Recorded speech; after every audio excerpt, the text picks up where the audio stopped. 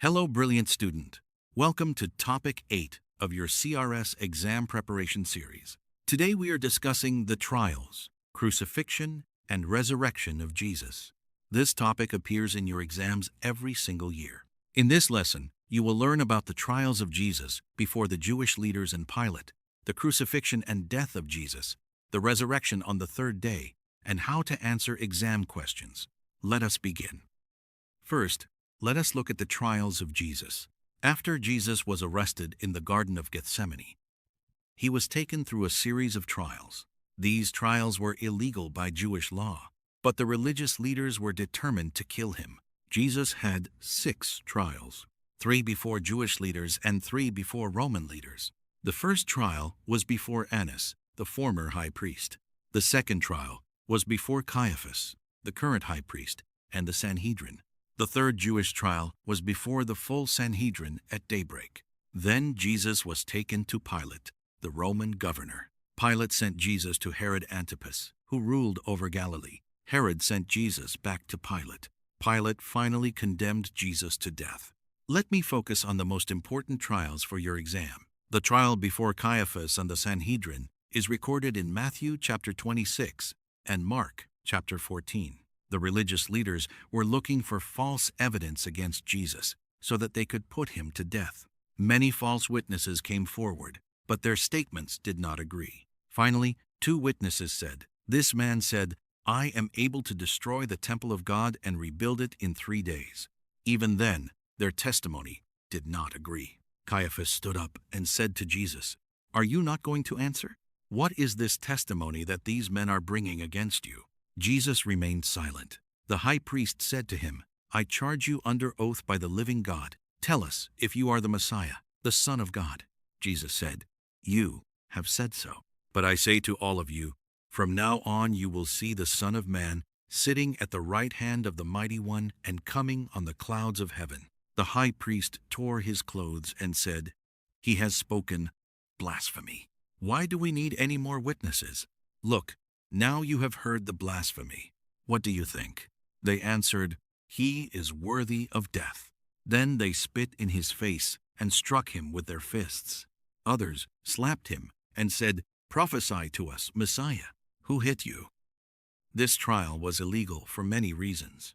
It took place at night, which was not allowed. It took place during Passover week, which was not allowed. The judges sought false witnesses. They did not give Jesus a defense. They passed the death sentence on the same day as the trial. But they did not care about the law. They wanted Jesus dead. Then Jesus was taken to Pilate. Pilate was the Roman governor. He had the authority to order executions. The Jewish leaders brought Jesus to Pilate early in the morning. They did not enter the palace themselves because they wanted to be able to eat the Passover meal. Pilate came out to them and asked, "What charges are you bringing against this man?"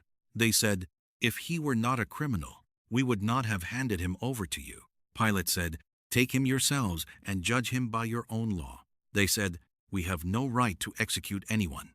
They wanted Pilate to order the crucifixion. Pilate went back inside and summoned Jesus. He asked Jesus, "Are you the king of the Jews?" Jesus said, "Is that your own idea, or did others talk to you about me?" Pilate said, "Am I a Jew? Your own people and chief priests handed you over to me. What have you done?" Jesus said, "My kingdom is not of this world. If it were, my servants would fight to prevent my arrest. But now my kingdom is from another place." Pilate said, "You are a king then?" Jesus answered, "You say that I am a king. In fact, the reason I was born and came into the world is to testify to the truth. Everyone on the side of truth listens to me." Pilate asked, "What is truth?" Pilate found no basis for a charge against Jesus. He went out to the Jewish leaders and said, "I find no basis for a charge against him." But the leaders insisted, "He stirs up the people all over Judea." When Pilate learned that Jesus was from Galilee, he sent him to Herod, who was in Jerusalem at that time. Herod was pleased to see Jesus. He had wanted to see him for a long time. He hoped to see a miracle. He plied Jesus with many questions, but Jesus gave no answer. The chief priests and teachers of the law stood there accusing him. Herod and his soldiers ridiculed and mocked Jesus. They dressed him in an elegant robe and sent him back to Pilate. That day, Herod and Pilate became friends. Pilate called together the chief priests, the rulers, and the people. He said, "You brought me this man as one who was inciting the people to rebellion. I have examined him in your presence and have found no basis for your charges against him. Neither has Herod, for he sent him back to us. I will therefore punish him and then release him." It was the custom at the Passover festival to release one prisoner chosen by the crowd. Pilate offered to release Jesus. But the chief priests stirred up the crowd to ask for Barabbas instead. Barabbas was a murderer and a rebel. The crowd shouted for Barabbas. They shouted, "Crucify Jesus." Pilate asked, "Why? What crime has he committed?" "I have found in him no grounds for the death penalty." But the crowd shouted louder, "Crucify him." When Pilate saw that he was getting nowhere, he took water and washed his hands in front of the crowd. He said, "I am innocent of this man's blood. It is your responsibility." All the people answered, "His blood is on us and on our children." So Pilate released Barabbas. He had Jesus flogged and handed him over to be crucified. Now, let us look at the crucifixion. The soldiers took Jesus into the palace. They gathered the whole company of soldiers around him. They stripped him and put a scarlet robe on him. They twisted together a crown of thorns and put it on his head. They put a staff in his right hand. Then they knelt in front of him and mocked him. They said, "Hail, King of the Jews!" They spit on him and took the staff and struck him on the head again and again. After they had mocked him, they took off the robe and put his own clothes back on him. Then they led him away to crucify him. Jesus was forced to carry his cross to Golgotha, which means the place of the skull. He was too weak from the flogging, so the soldiers forced Simon of Cyrene to carry the cross. They brought Jesus to Golgotha. They offered him wine mixed with gall to drink. He tasted it, but refused to drink. Then they crucified him. Crucifixion was a Roman method of execution. The victim was nailed or tied to a cross and left to die. It was slow and painful. The soldiers divided Jesus' clothes by casting lots. This fulfilled the prophecy that said, "They divided my clothes among them and cast lots for my garment." Above his head, they placed a sign that read, "This is Jesus, the King of the Jews." 2 rebels were crucified with him, one on his right and one on his left.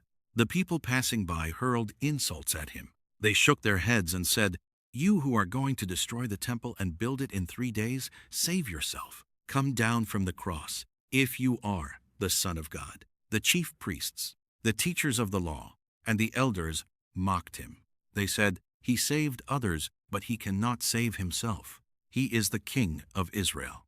Let him come down from the cross, and we will believe in him. He trusts in God. Let God rescue him now, if he wants him.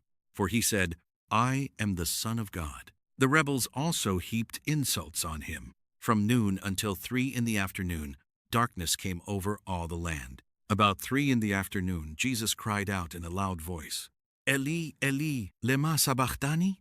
This means, my God, why have you forsaken me?"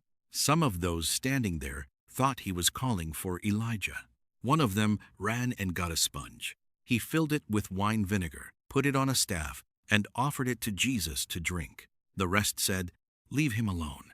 Let us see if Elijah comes to save him." When Jesus had received the wine vinegar, he said, "It is finished." Then he bowed his head and gave up his spirit. At that moment, the curtain of the temple was torn in two from top to bottom. The earth shook. The rocks split. The tombs broke open. The bodies of many holy people who had died were raised to life. When the centurion and those with him saw the earthquake and all that had happened, they were terrified. They said, "Surely he was the Son of God." Now let us look at the resurrection. On the 3rd day, Sunday morning, Mary Magdalene and the other Mary went to look at the tomb.